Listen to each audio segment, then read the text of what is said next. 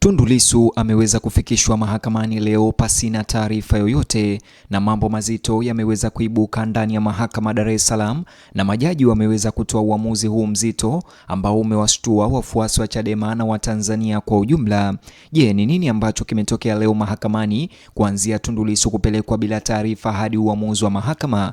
Jiunge nami hadi tamati, like video hii alafu subscribe, kisha niambie unanisikiliza ukiwa wapi. Kama upo nje ya nchi niambie uko nchi gani, na vile kama upo humu Tanzania niambie unanisikiliza na kunipata vizuri ukiwa mkoa au maeneo gani. Mvutano wa kisiasa na kisheria nchini Tanzania leo umechukua sura mpya Jumanne Juni tarehe 2 mwaka 2026 baada ya mwenyekiti wa Chadema Tundu Antipas Lissu mtazamaji kufikishwa mahakama kuu katika matukio ambayo yamevuta hisia za umma Tanzania mara moja kote nchini.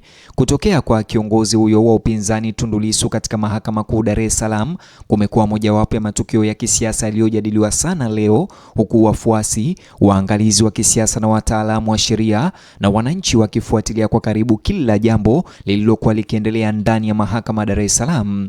Taarifa za awali mapema asubuhi ya leo zinasema Tundu Lissu alifikishwa mahakamani chini ya ulinzi mkali. Mtazamaji, kuwepo kwa wanausalama na namna mchakato huo wa leo ulivyoendeshwa kumezua mjadala mzito na mkubwa sana miongoni mwa wanachama na chama cha upinzani Chadema na wananchi wote kwa ujumla.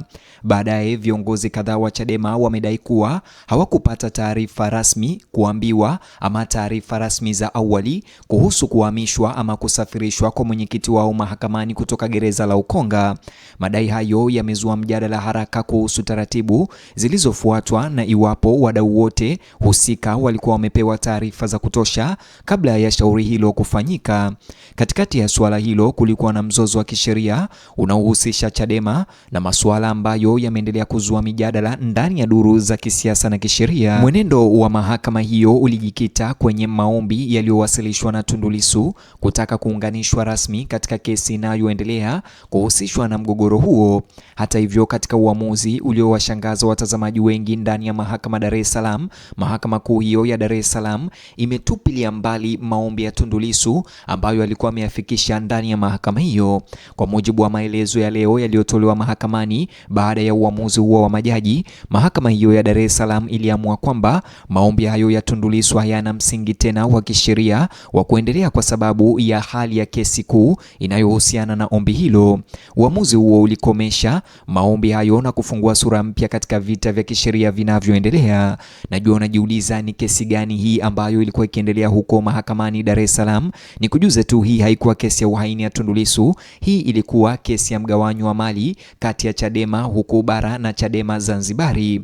Uamuzi huo mara moja ulizua mjadala mkali kati ya wachambuzi wa sheria na wachambuzi wa masuala ya kisiasa. Baadhi ya waangalizi wameona uamuzi huo kuwa ushindi wa kisheria kwa wale waliopinga ombi hilo. Wengine walisema kuwa uamuzi huo haupaswi kutafsiriwa kama mwisho wa suala hilo, wakisema kuwa njia za ziada za kisheria bado zinaweza kupatikana kwa Tundu Lissu na timu yake ya mawakili. Kadiri habari za uamuzi huo zilivyoenea, mijadala ilipanuka haraka katika majukwaa ya mitandao ya kijamii. Maelfu ya Watanzania wameanza kuchangia maoni yao kuhusiana na athari za uamuzi huo na maana yake kwa mustakabali wa chama cha upinzani na mazingira mapana ya kisiasa nchini. Kwa wafuasi wengi wa Tundu Lissu, matukio ya leo yaliwakilisha sura nyingine muhimu sana katika taaluma ya kisiasa ambayo imekuwa na utata, changamoto za kisheria na umakini mkubwa wa kitaifa. Huenda mtazamaji, uamuzi huu wenyewe wa leo ulilenga ufundi wa kisheria na maswali ya kiutaratibu, lakini umuhimu wa kisiasa wa tukio hilo ulienea zaidi ya ukumbi wa mahakama. Kwa wanachama na wapenzi wa Chadema, matukio hayo yalizua maswali muhimu kuhusu mwelekeo wa chama cha baadaye na changamoto za kisheria zinazokabili uongozi wake. Hata hivyo, kama nilivyokueleza, hii ni kuhusiana na kesi ya mgawanyo wa mali ambayo sasa mahakama imetoa uamuzi, na pia sasa Tundu Lissu huenda amepata pigo kubwa kutokana na uamuzi huu. Wafuasi wengi walikuwa na shauku za kusikia jinsi timu ya wanasheria wa Tundu Lissu ingejibu kufuatia kutupiliwa mbali kwa maombi hayo. Hii ni baada ya kesi hiyo pia kufutwa hivi awali, kesi ambayo pia ilisababisha Chadema kuzuiliwa kufanya mikutano yake ya hadhara, na baadaye kesi hiyo ilitupiliwa mbali na hatimaye Chadema ikaruhusiwa kuendelea na mikutano yake ya hadhara. Maswali hata hivyo leo yaliibuka haraka kuhusu ikiwa rufaa inaweza kuwasilishwa, ikiwa maombi mapya yanaweza kuwasilishwa, au ikiwa mikakati mingine ya kisheria inaweza kutekelezwa katika wiki zijazo. Wataalamu wa sheria walibainisha kuwa wakati ombi moja lilikuwa limetupiliwa mbali, migogoro ya kisheria mara nyingi huhusisha hatua na taratibu zingine nyingi. Kama matokeo, uwezekano wa hatua za kisheria na siku zijazo haungeweza kutengwa. Kama vile matokeo, uwezekano wa hatua za kisheria za siku zijazo hautaweza kutengwa. Wakati huo huo, wachambuzi waliona kwamba athari za kisiasa za uamuzi huo hatimaye zinaweza kuwa muhimu zaidi kuliko matokeo ya haraka ya kisheria. Siku nzima, wachambuzi wa masuala ya kisiasa wamechunguza muktadha mpana unaozingira mzozo huo mahakamani, ambao ulipelekea Tundu Lissu binafsi kusafirishwa hadi mahakamani leo. Baadhi walisema kuwa kesi hiyo inaakisi mvutano mkubwa ndani ya mazingira ya kisiasa na ndani ya chama cha Chadema nchini Tanzania, ambapo taasisi za kisheria pia zinazidi kuchukua jukumu kubwa sana katika kutatua migogoro inayohusisha vyama vya siasa. Wengine hata hivyo walipendekeza kuwa maendeleo haya yanadhihirisha jinsi siasa na sheria nchini zilivyoingiliana kwa karibu katika Tanzania ya sasa. Majadiliano hayakuwa tu kwa maswali ya kisheria pekee. Wananchi wengi walizingatia ishara ya kuona mmoja wa viongozi mashuhuri kama Tundu Lissu wa upinzani nchini akifikishwa katika mahakama kuu, huku kukiwa na mijadala ya kisiasa iliyokuwa ikiendelea. Kwa wafuasi, taswira hiyo imeimarisha fikra za viongozi ambaye anaendelea kukabiliwa na changamoto kubwa, huku akiendelea kujishughulisha na masuala ya umma. Kwa wakosoaji, kesi ziliwakilisha mchakato wa kawaida wa kisheria ambao unapaswa kuruhusiwa kuendelea bila tafsiri ya kisiasa. Maoni yalipotofautiana, ukweli mmoja ulibaki wazi leo: kuonekana kwa mahakama kulifaulu kuteka hisia za kitaifa. Vilevile nimekuambia kwamba taarifa hizi huenda zikawa taarifa mbaya kwa Tundu Lissu, lakini muda huo huo huenda zikawa taarifa njema, kwa sababu kesi hii ilikuwa ikiisumbua sana Chadema mpaka ikapelekea Chadema kuweza kuzuiliwa kufanya mikutano. Lakini sasa hivi kesi hii, baada ya Tundu Lissu awali kuomba kuunganishwa katika kesi hiyo, tayari kesi hii imeweza kufutiliwa mbali na tayari Chadema wameweza kurudi barabarani na mikutano yao ya hadhara imeweza kufunguliwa.